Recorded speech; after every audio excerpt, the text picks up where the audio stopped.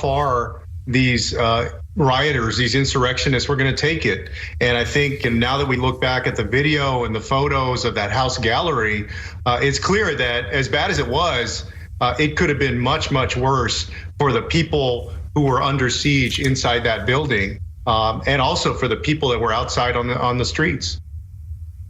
Congressman, I want you to take a listen to this from French President Emmanuel Macron and Israel's Prime Minister Benjamin Netanyahu. Take a listen.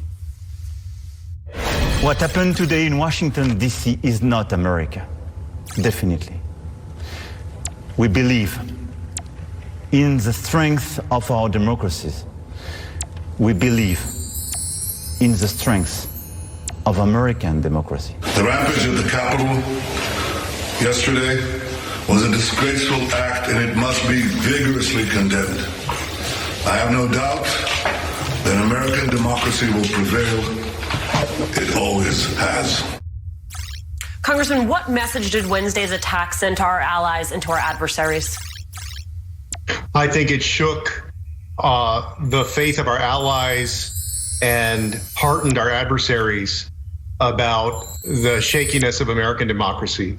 And the strength of America's role in the world has our ability to be a North Star on things like freedom and democracy and human rights and rooting out corruption has always started with how we conduct ourselves.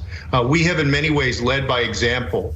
And so that's why the next few months especially, and the next few years are going to be extremely important in terms of our lasting reputation. Because for years we've gone around the world and tried to convince countries that most of all, they need to build a democracy that respects the rule of law. And so now it's our turn to prove that when you breach that rule of law, when you have an attempted coup, that there are consequences to that. That's why impeachment is extremely important, or removal, because now the world is wondering, well, how is American democracy going to react? Is it actually going to bounce back and do what it needs to do to stabilize itself? Or is it going to let these people just get away with it and there's no consequence? Because if that's the case, any country can do chaos. Everybody can do chaos. But can you really do the rule of law, which we have been espousing for generations? So we need to impeach or remove Donald Trump. We need to hold accountable his enablers in the United States Senate and the United States House of Representatives. And we should prosecute those folks who committed crimes as rioters and insurrectionists in the US Capitol a few days ago. Well, to that point, you support impeaching the president. Is there a case, Congressman, to charge Trump with sedition? I think so. I think that the actions that he's taken have amounted to sedition.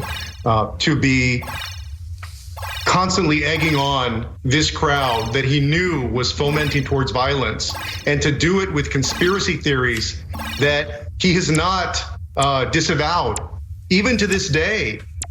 I do believe that. Congressman, I need to sneak in a question on something that you and I both care deeply about, and that's this story out of Nebraska. Nebraska withholding COVID vaccines for undocumented immigrants, the majority of those working essential jobs. Do you think that opens up a conversation about fast-tracking citizenship for those immigrants? I think that these undocumented immigrants who have been essential workers during this pandemic should be on a fast track to citizenship, because I think that they have earned it. The government and the states asked them, in fact, in many ways, the Trump administration forced them to continue working in places like meatpacking plants, even though COVID was widespread in these things. And so they helped continue to make sure that our food supply was there, that Americans could be fed and could buy their groceries. So yes, I think because of that, they have certainly earned the right to be vaccinated. So it's a shame what Governor Ricketts in Nebraska is doing, but I believe beyond that, they have earned a fast track to citizenship as well. Congressman Castro, I am happy to see you safe and well. Thank you for your time tonight. Next hour, a member of Congress who took action, stepping up to protect others amid the fog of Wednesday's riot.